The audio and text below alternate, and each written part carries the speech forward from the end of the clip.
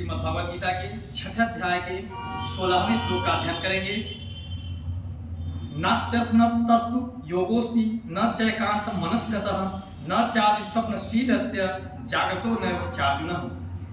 हे अर्जुन, यह योग न तो बहुत खाने वाले का, न बिल्कुल खाने वाले का, न बहुत शयन करने के स्वभाव वाले का और न सदा जागने वाले का ही सिद्ध होता है। यहाँ योग शब्द किसका वाचक है?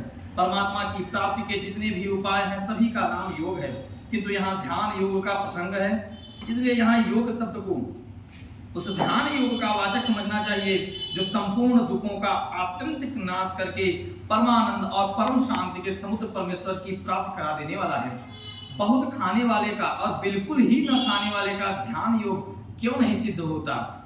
ठूस ठूस कर खा लेने से नींद और आलस्य बढ़ जाते हैं, साथ ही पचाने की शक्ति से अधिक पेट में पहुंचा हुआ अन्न भांति भांति के रोग उत्पन्न करता है।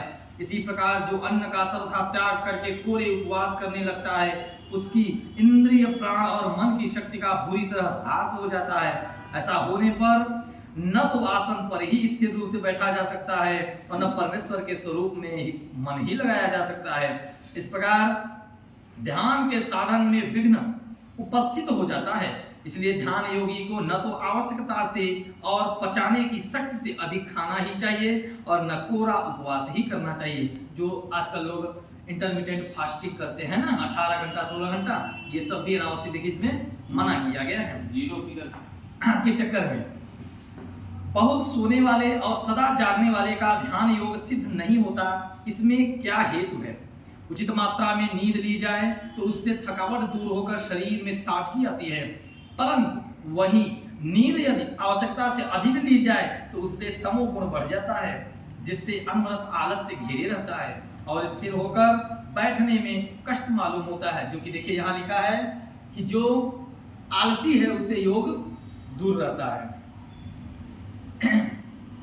इसके अतिरिक्त अधिक सोने में मानव जीवन का अमूल्य समय तो नष्ट होता ही है। इसी प्रकार सदा जागते रहने से थकावट बनी रहती है, कभी ताजगी नहीं आती, शरीर इंद्रिय और प्राण शिथिल हो जाते हैं, शरीर में कई प्रकार के रोग उत्पन्न हो जाते हैं और सब समय नींद तथा आलस्य सताया करते हैं।